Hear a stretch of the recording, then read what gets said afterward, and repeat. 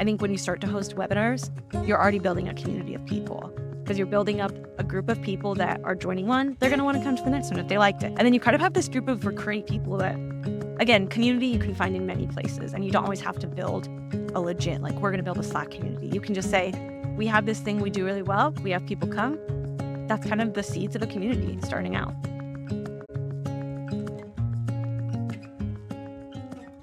Without further ado, hello everyone. Welcome to the second episode of Zero to Community, which is a podcast I'm starting, which is all about showcasing the stories of founders and marketers at early stage tech startups and how they build communities and audiences around their products and services through content marketing.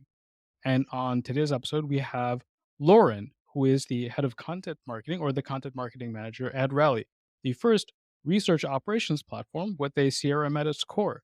And if memory serves correctly, Rally has big name customers like GitLab and MongoDB. So without further ado, I'll hand it off to Lauren. Lauren, can you introduce yourself and tell us about what you do at Rally? Yeah. Happy to be here. Really excited to chat. Like you said, I'm Lauren, located in Boston. And yeah, I run content marketing at Rally as well as do a number of other things. For those of you at startups, you all know you wear a lot of hats. But yeah, Rally is a research operations platform, as Sam mentioned. But what we do is help companies talk to their users without disjointed tools or spreadsheets, which probably sounds familiar to everyone. We all are in manual processes. We're doing, work in spreadsheets, but on a more nitty gritty level, the Rally platform helps UX research teams streamline the research process by automating all portions of it. It's like outreach, scheduling, incentives, that sort of thing. So our main users are UX research teams and more specifically research operations professionals.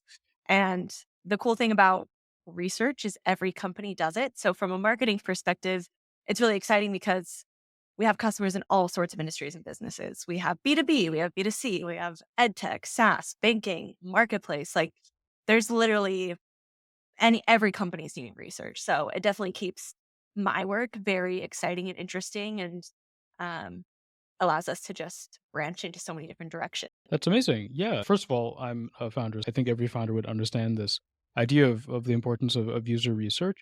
But I remember as well working in my previous company, we actually had a dedicated product researcher. So, it's actually an interesting, I'd almost want to say kind of like lonely experience because you're kind of this small group within an organization, right? That's like kind of advocating and trying to make sure they can understand as much as they can about users and their product and trying to communicate that to the rest of the team. I guess to put things in context, so Rally targets user research teams at these large companies. What kind of content marketing does Rally do? Um, and how do they target user researchers and research teams? Yeah, totally. So, a little more context. I joined Rally as the second hire, which was very early for content marketing and very unique and surprising for me to find. I'd worked at previous startups where I'd joined as hire number 20 or hire number 80. And so being one of the first hires was very unique. But when Rally entered the space 2.5 years ago, it was a pretty nascent space, research ops and user research and kind of growing.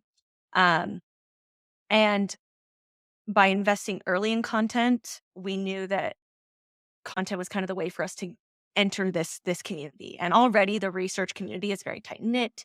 It's um, very connected, and they care about value and they care about human relationships. And so we knew that we really needed to come with good faith and just start providing value. So early on, we knew we wanted to do a blog. There was no blog, and we wanted to be on social media.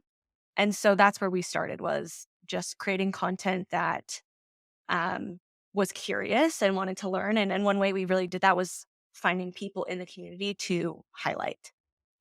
So Alec and Oren, Rally's founders, had done hundreds of interviews before ever nearing launch of Rally as a product, to do their own research. What research company doesn't do their own research, you know? And so through those relationships they had already built, I was able to come in and immediately have this amazing network of people in the space that I could talk to. Because I was coming from not a research background, so that's a hard thing as a content marketer is you're often tossed into this new industry that you don't know, you don't have context in, you kind of feel like a poser, and people can smell that. Like they know when they're talking to a market like a marketer or a seller or a salesperson, and so having these relationships already pre-built, I was able to come in and just be curious. Like I was learning as much as wanting to create content for Rally. I was really interested in what is this space? What are our customers like? And so that's where we really started was in all of our content, trying to be as human as possible, which I know we all love to say, especially with AI, like make your content human. But my biggest goal was featuring humans. So as much as possible, relying on the voices of people that are the experts that are in the industry and Rally's content marketing just being a platform for that. And it's funny you mentioned like researchers, the research space is very lonely. A lot of them are teams of one. A lot of them are they're on very like disparate teams that aren't connected, or they're going through layoffs. Like it's a tough industry, and so we realized really early on that community and like connection matters a lot. And I feel the same way. Like for a long time, I was a marketing team of one, and that can feel very lonely. And you just want to know what are other people doing? Are they having the same problems as me? Are they doing the same stuff as me with working? And so we really tried to play up on that of, hey, we can be this connector between people. Absolutely. Now, I think for my own context as well, um, I know you mentioned that they're a tight knit community, like user researchers specifically. Where does that manifest itself? Are we talking about like online communities? Are there meetups? How do people know each other? Or is it just, informal networks of, I know other user researchers at other companies? So probably like 6 years ago, research operations as a function kind of like came to be. And it was really driven by a couple folks in the space that created a community. So there is a research operations community, which is now several hundred, maybe it's very large now. And so that community, it's built on Slack. So it's a Slack community. I was able to join it really early on. Um, it was a great foundation point.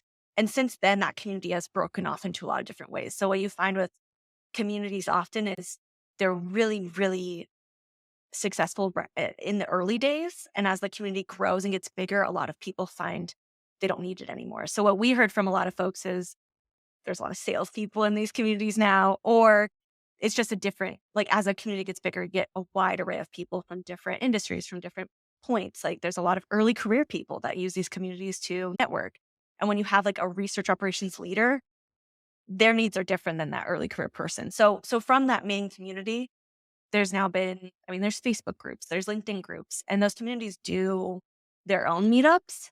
Um, so coming in, there was already a very clear community that we could get into and also partner with. And that's been huge for us. And I think that's a big advice point I have for people is like coming into research operations, you have this legacy community that was already built by members of the community. And that's a little hard to compete with. It's like, okay, as a tool, how do we say, hey, forget this organic community and come join ours? And so what we've tried to do in the meantime is more slowly build our community, but also partner with that community. So identify who are these industry leaders that have their own communities around them, their own fan bases, their own groups of people, and how can we partner with them, sponsor them, enable them to do events, just somehow get our name attached in a good faith way to these communities. So that's what we've been kind of been doing. But like I mentioned, it's a very already community driven industry, which can be a pro and can be a con. Yeah. Now, I just want to make sure I understand concretely. When you say partner, what do you mean by that? Yeah, yeah. By partnering, I mean collaborating on any sort of content. So having them on for our own like webinars or and so it can be really low key and free, or it can be all the way up to like a paid sponsorship. So we have another community that's split off from this original community that's a paid member only club. Um, and that community, we've done like more sponsored events where we put together an event series where it's like us and this community together. Or like if they do a happy hour get together somewhere in the US or somewhere in the world, we would like help sponsor that. Okay. And now I want to kind of rewind back to the early days because that's what I guess are in most people's minds when, Yeah. if I'm targeting people who really want to know like how you get your first couple, 100 viewers on your blog or the first, dozen registrants for your webinar. So you joined as employee number 2, and I think you mentioned starting a blog. So, like, how was the experience of, like, making the first blog post and trying to, share that with your first community? Who did you send it out to, and who were the first readers of your blog? Yeah, so we again had already identified that there were some really clear groups and communities that were very active. So that Slack community, LinkedIn groups, and then there was also there's a Gmail thread that's very active. And so I knew that post publishing our blog, I needed to get it out in front of those people. We also, harkening back to Alec and Orion Rally's founders conversations, they'd had previous to building Rally, they had this awesome list of people that was kind of like a newsletter list already that we sent the blog out to as well. So it was a lot of just sharing in different places, um, taking that blog and repurposing it into LinkedIn posts, into little blurbs that, we had in us like that our sales team, which was very small at the time, but could also be sharing out. So I think it's super important to, before you start that first blog, know how are you going to distribute it. Do you want to send it out individually? Do you want to personally invite people? The other thing I did was that first blog, we included industry people immediately. Some were customers already or early beta users, and others were just people that we had communication with. And that's a great promotion way because then I can say like, "Hey, so and so, thank you so much for like sharing this quote or providing context or content to this blog. Can you share it out with your network?" And that's a really great way. And that's awesome. An awesome part of webinars is you're always going to have another person in their network that they can share out with, and that feels a lot more organic and easy to um, like promote when it's coming from a person in the industry, not just a marketing lead at a company. If that makes sense. Absolutely. Well, so I can see how it's very straightforward for someone to start a blog, but then getting started with a webinar seems like another step up, especially for those who might be shy about getting in front of a camera. So it might also not be entirely obvious that that's a good place to start. So how did Rally start with webinars? Yeah, so we were going through, like a go-to-market accelerator through, Stage 2 Capital, who is really great. They have a huge, awesome network, started by a HubSpot ex-HubSpotter. And one of the advisors we worked with in that process was Mark Killens, and he's from at the time, he was CMO of AirMeet, which is a webinar platform. And we were just talking about ideas. I was 6 months into the role, so early on, we were on LinkedIn, we were doing blogs, and we were just trying to think, how do we get out in front of a lot of people? And he was like, "Oh, have you tried an AMA series?" And we were like, "Whoa." And initially it sounds like a lot. Like it's like, oh, I have to film, like you said, get on the camera, find a person. And he like kind of buttered it up a little, talked about, the low lift aspects of it. And we were like, okay, sure, we'll try it. And so what we did was we picked a customer that we already had a good relationship with. We already knew how awesome they were. Shout out to Crystal from MongoDB. And we also had another woman who was from Pendo, and we just asked them, we're like, "Hey, we're trying this out. Would you be interested?" We went with 2 people because that felt a little more or a little less scary. Because the other thing too is it's scary for me as the host, but it's also a lot to ask another person. Like, "Hey, come talk for an hour in front of who knows how many people." So we tried to keep it easy, and we're like, "Okay, Oren, our CEO, he'll be leading the discussion, and you'll be partnered up with this other woman, both great." Um, and that helped a lot. But since we already had like guests and we already knew a topic that made sense, like both these women had built research ops from the ground up at their company, it was like a perfect, easy topic to choose. And so from that point on, it was just promoting. I mean, there were lots of logistics of what platform do we use? How do we want to do the format? How do we promote? But once we had those guests locked in that topic, we could just immediately go and they could share it out on their networks. We could also utilize their logo. Like names are important, but logos matter a lot too. Like saying, "Hey, research leaders from Pendo and MongoDB are going to be discussing this topic." Like people's ears perk up for that. So um, we did the first one. We were kind of skeptical, and it was a huge success. Like we got over 300 attendee or registrants, sorry, and like 50% attendees, which is quite high for a webinar. And it was just immediate like community feeling. Like people were in the chat and they were talking to each other, and there was so much excitement that we're like, okay, we can definitely do more of this. And again, such an easy way to get in front of so many people. And I think a small piece of advice for people starting out with webinars, try to not talk about your product too much. We took that route of, again, we're trying to just build good faith in the community. We're trying to provide a lot of value. And so we didn't want these webinars to feel like a sales demo because a lot of times they are. You hop on to like what you think is an AMA and it's, oh, let me talk about my product for the first 15 minutes and you lose people. And so just truly trying to be like, we are really interested in this conversation these two people are going to have and we want to share it with you. I think does a lot of wonders. And that really builds good faith with people where they know what to expect and they don't feel like they're, being encouraged to come to this event and then going to be sold a product. So I think that was a really important early on thing we did with our events where, and to this day, we still talk very little about our product. And I think it's paid off in the long run that people know they're getting truly good conversations and truly good value, not trying to be, you know, sold to.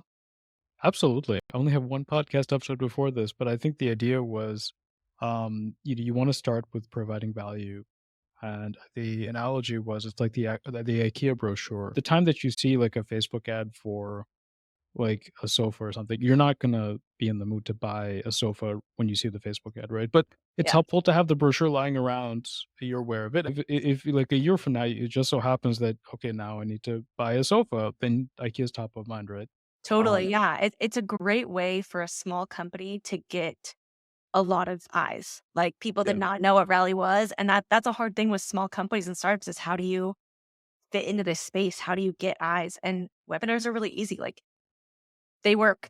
People want to hear yeah, from other people. And again, it's that community. We're all majority of us are remote workers. We're on small teams. Like there's not a lot of opportunities to network. And these webinars are also networking opportunities. Like yeah, there's so many great side conversations I see in chats, and that also gives you so much information you can use. That's the yeah, crazy awesome thing is it's super high impact. It's a super high impact marketing venture. Even if you don't get that many signups, even if you get 30 on your first webinar, that's still 30 people that you now have their email. You can get them to opt into your newsletter and where you can bring up your product can be in that after. We have an email that goes out after and that says, let's rally. Here's some information, but it's not like shoving it down their throats. right. Well, so now I think getting back to the kind of the mindset of someone who might just be getting started. I know you mentioned you thought about, what platforms, how to promote it.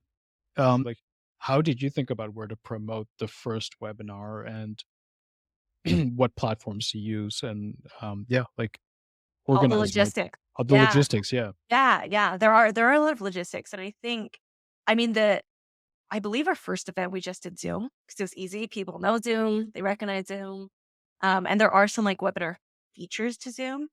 But again, because we were just like trying out something really new, we're like, let's just keep it really, really easy. Use a platform we already pay for, already own, Zoom.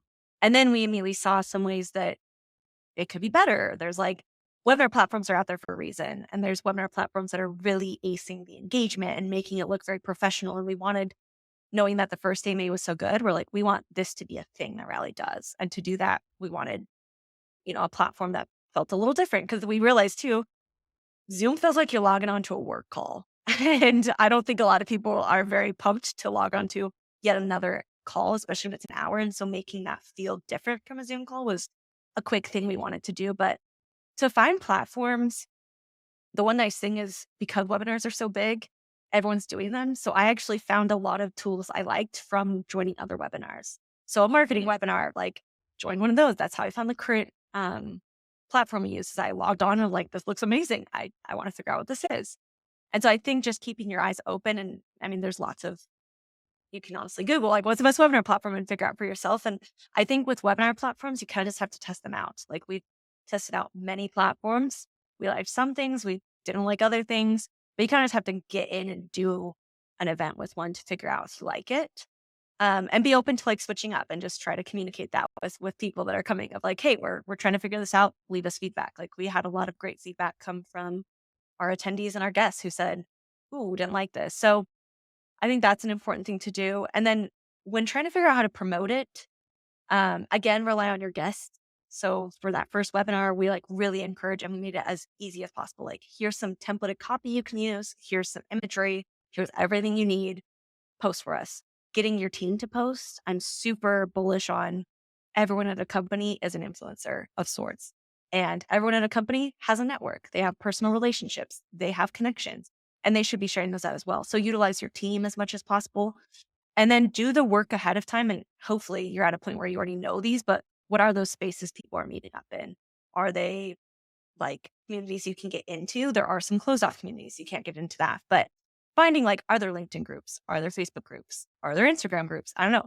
Looking all over, that's a super good way to do it. And then I think too, having just a lot of communication. So having an initial launch. So for every event, I have a launch where I blast out to a newsletter. I blast out to every channel that I know our people are on.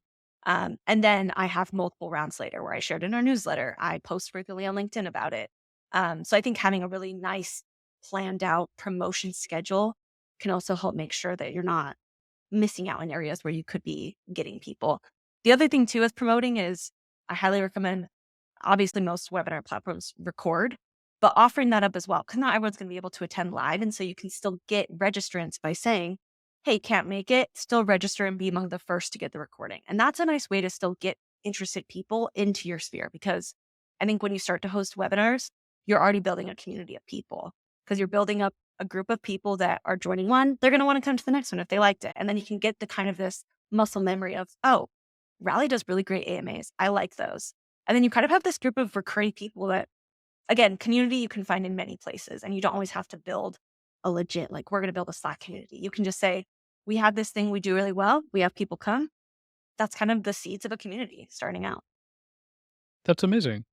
Um, Now I think you have two different main I would say like content marketing directions that you mentioned. So one was the blog and one was the webinar. What did you find have been the differences when reaching out specifically to Rally's community? Like how did both of those perform? What were the strengths and what were the weaknesses of each approach? Yeah, I think the nice thing with webinars is people are seeing it because they're registering. And blogs can be a little harder because it can sometimes feel like you're just shooting it off into like a black hole and hoping people like look. And I know you can track views and different things, but webinars can be really quick validation on messaging and topics. So you can see like, oh, this topic really resonated with people, or oh, this person really struck a chord with people. Maybe we should have them come back for future blogs or future AMAs.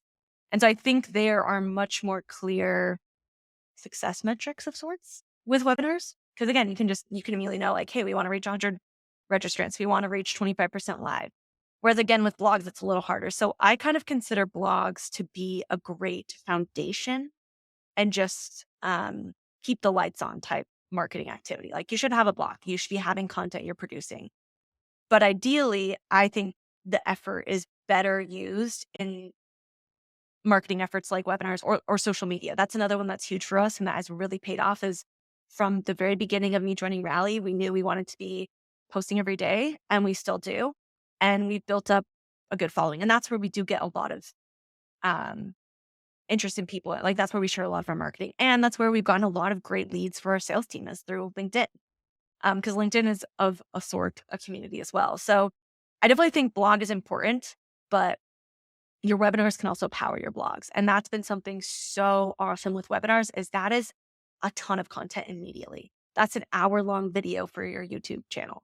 That's who knows how many short clips you can then post on social media. Like videos are big and that's daunting because video editing is kind of scary. Like I think video editing seems very like daunting to me. And so being able to take a webinar and a lot of tools do this for you. They'll quickly clip it up for you, have like captions. That's like weeks worth of social media posts. And then you can also turn your webinar into a recap blog, which we do every time. So then it's just so much repurposing. So I think both are important. And I'm not saying you should pick one over the other, but blogs are always good to have, build a good foundation. People come to your site, they see there's content. And then webinars are just a great ongoing way to be finding new people. Like the current tool we use tracks new and returning AMA guests. So we can see, oh, this person's already attended an AMA with us, or this person's brand new. And there's still a great amount of new people that have never attended any of our events that are joining. So it's just a really great ongoing way. And then the webinar can drive people to your blog. So I think as a first touch point, webinars are amazing for that. They can just get way further. And then you can tell people like, hey, want more content? Check out our blog. subscribe to our newsletter. So I think for small companies, do the blog, but also try to find something that gets like is high touch, get a lot of eyes, and also builds those connections. I think that is a huge part is I've been able to build up a wide array of contacts in the community and true relationships with people from these AMAs by saying, "Hey, do you want to be a guest?" Like people I probably never would have ever connected with. I now like can reach out anytime and say, "Hey, we're doing a blog on this topic. I loved your AMA on this. Would you collaborate?" Because I do think the strongest content out there is very human and features real people. Yeah, that's amazing. And like I think like you mentioned, it's one thing to write a blog and especially feel like it's going to the void, but also talking directly to someone as well with known people in the industry working at really, well-known companies and startups. I think it's just one more level. Like it's not something you could do at all with the blog. So I 100% understand that. That's really cool. Um, I think actually going further back a bit, um, in our first conversation before this podcast recording, you mentioned that you started as a journalist actually, and so you got into content marketing. How was that transition? So that you studied journalism. How did you start, getting into content marketing? Yeah, so I got my degree in journalism, always loved journalism. It was like a young child career dream. And as I got through the program, I was heading toward graduation. I just started to feel like it maybe wasn't a career I'd want to do. Like I still passionate about it, still love journalism, but I was like, I don't know if I really want to do this as a career. And so I was starting to look for more options. And I think pivoting is super scary. No matter when in your career you are, whether it's post college, during college, years into your career, pivoting is daunting. And so I was trying to really think like, okay, how can I take the last 4 years of learning and transition that? Because there was also a fear of, if I don't do journalism, did I just waste my whole degree? Which I didn't. I felt a lot about that. But um, I knew like writing, every company needs writers. And so I started by looking at copywriter positions. Was lucky enough to get a copywriter role at a pretty growing startup. It was like 80 people, so on the bigger end. And from there, again with startups, there's so many opportunities to grow. I was able to just expand into content marketing, which was really awesome. I was a team of one, and so it was kind of just a thing of, oh, you're a great writer. Let's have you write some blogs. Oh, we also need this thing. Do you want to tackle it? Oh, do you want to tackle social media? Do you want to tackle email? And I think I gained a lot from just saying yes. I know there's value to saying no, but just being open to like, "Ooh, I've never done that before. Sure, I'll give it a try." And I think startups, and not really any company, but startups can be a great place to do that, where there's a lot of trust in startup employees to just be scrappy and to just take the initiative and go for it. And I think you just have to be okay with, I might not do this perfectly at first, but I'm just going to do it.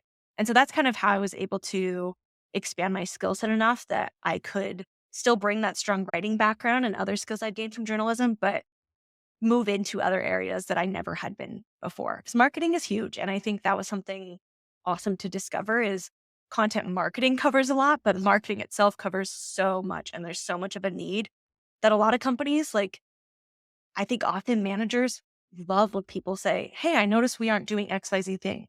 Can I try that out? Can I tackle it?" And it never hurts to ask. And usually a manager's like, "Yes, that's something that's been on my plate for so long. Go for it. Like try it out. Like see what happens. Throw it at the wall. Does it stick?" Amazing. Well, I 100% agree. And, for context, I studied mechanical engineering and I have not touched a car in 20 years. And here I am doing a podcast. So it's absolutely possible to do I love something it. completely different and learn as you go. So Yeah. amazing. Well, actually, for people who are learning on the go, I think one of the things that people don't talk enough about is while you're learning, certainly there's successes, but there are also, stumbles and mistakes along the way. Were there any kind of mistakes or I don't want to say regrets, but like things that like did not work the way you thought it would when you got started with content marketing? Yeah, yeah, totally. So Rally has kind of been a turning point, I would say, for my career in so many ways. Like it's been amazing. I've been able to do so much. But before Rally, I had really done a lot of content marketing, never having ever talked to a single customer or even a prospect, or even to be honest, understood the tool very much, which is embarrassing to say, but like I think that's the case for many people where you just aren't given access to customers. And so if I could go back to previous roles, oh, and how that's different at Rally is obviously our whole tool is to help companies connect more with their customers. So it'd be rigid if we weren't doing the same thing. But from the get go, I was given immediately loads of calls that Alec and Ornan had with customers that just had so much good information. Like that was how I immediately was able to discover, how do I empathize with our customers? What are they like as people? What are their pain points? And you can be told those, you can read those in a deck, but like listening to people talk about that, whether it's a recorded call or your own call you're having, is huge. And I think that changed my content marketing from being good, but maybe less impactful to like, oh, it's genuinely making an impact because I'm not having to go back and, fix when I figure out, oh, that pain point isn't really what our customers are feeling, that sort of thing. So I think a big unlock for me was getting into the product more. And I think marketers have a tough job. Anyone does, but marketers have a tough job sometimes when you're with a product that you don't understand or it's really technical or again, you don't necessarily relate to your customer and that can make understanding the product hard.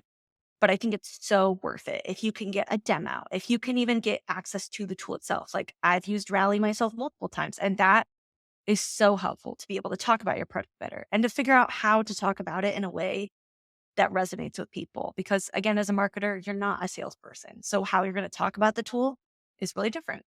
And then also when you do webinars and these sorts of things, y- you're live. And so questions might come up or things might come up where you need to talk about the product or talk about, the customer. And so having that really strong knowledge ahead of time is so important. So I think a mistake I learned is I wish I'd more sooner asked, do we have customers I can talk to? Do you have calls? Can I see them? And also collaborating early on with customers because you're not just offering a tool, like your marketing is a product. And I think that's a big mindset shift to have is like you should be caring about the participant experience of your content. I think about that a lot with webinars. Are my guests having a good experience? Are attendees having a good experience? How can I improve that? And so thinking that way as well of like, hey, these customers, they're customers to our product, but they're also customers to my actual work I'm putting out. And so trying to get actual feedback from customers, getting their insight. Again, that first webinar was so easy to put together for Rally because we had awesome customers. So we already knew their expertise. We knew topics they were interested in. We knew where that alignment was. So I think anytime you can immediately like dive into customers, the product, and that can even be done through talking to your CS manager, talking to the sales team, like tell your sales team, hey, treat me like a prospect, give me a demo. That's super valuable. Good practice for them. It's great practice for you.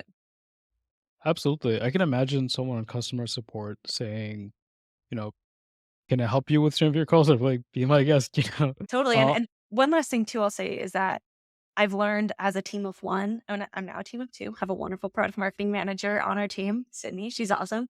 But as a team of one and being at a startup, your cross functional partners are huge. Like marketing is not a one person show. If I was the only one coming up with ideas, we would not be where we're at. And so I think really leaning into everyone on your team has good ideas and not bombarding them. We're all busy people, we all have our jobs, but telling people frequently, hey, if you hear on a customer call a good idea for content, tell me. If you have a good idea, tell me. If you attend a webinar and you love what they did, tell me. And just being very open of like, this is all a team effort and I will drive it, but I need ideas or like I need input, I need feedback. And your team can be a treasure chest of amazing insights because they're also interacting with content themselves in their daily life. And that's where I get a lot of ideas is from scrolling on my phone or looking at LinkedIn or following other companies. Absolutely. And now kind of, wrapping up and, thinking about the audience, maybe there's someone who's listening that is a marketer at an early stage tech startup who's interested in taking the initiative, and trying out some form of content marketing. What would your advice be to them? Yeah, I think go for it. Like marketing feels kind of risky sometimes. Like we're getting a lot of eyes on our product. It's very external facing. And so it can be a little daunting to like put something out into the world. Like we care about craft, we care about high quality. But I think limiting the barriers to getting something out there is super important. Like write a blog. If you're starting out a blog, hop on a call with the founder, ask some questions. Why'd you start the company? Just like there's so many low lift ways to do it and just treat it as curiosity. So I think Start as soon as you can, and identify as well what's easy. So if a blog for now is easy, go with that. If a newsletter makes sense because you already have a lot of emails, go with that. If a webinar makes sense, highly recommend going for it, but only if it can feel low lift at first. I think that's a really important thing because if it feels like a lot of effort and you're putting in so much time and it's maybe not as successful as you think, that can be demoralizing. So if you have amazing customers already, feature one of them, spotlight one of them. So I think look at where are our audience like finding content? Are they listening to podcasts? Are they subscribing to newsletters? Are there people in the industry already that are big voices? Do they post blogs? Could we collaborate? Could we have them partner? So I think just thinking out of the box and working with what you have is super important. And then my last advice is tap into your customers first. They're already there for a reason.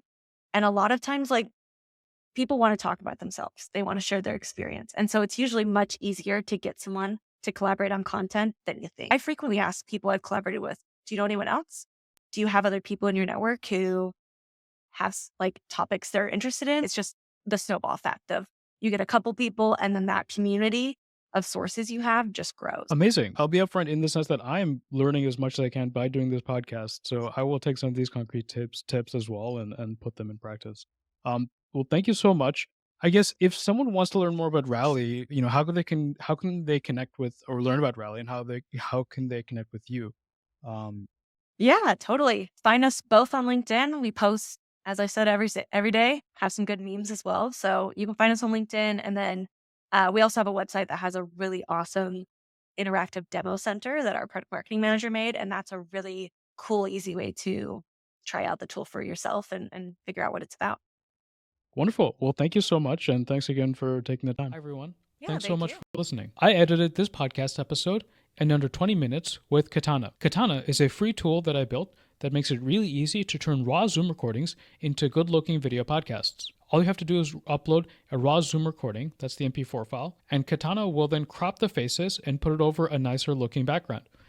The Katana app has a very simple Canva-like interface to change the borders, backgrounds, layouts, and otherwise get a professional-looking video podcast with very little effort. It'll even automate adding name tags and call to actions just like the ones that you saw in this episode. If you are interested in doing your own podcast, Katana is probably the easiest tool to get something that looks pretty good pretty quickly. It's free. You can check it out at katana.video. If you have any issues using the tool, I will personally help you. Just reach out at sam@katana.video. If you like the episode, or if you just want to support me, please like, share, and subscribe. It helps me, it helps the podcast, and it helps Katana. Thank you so much.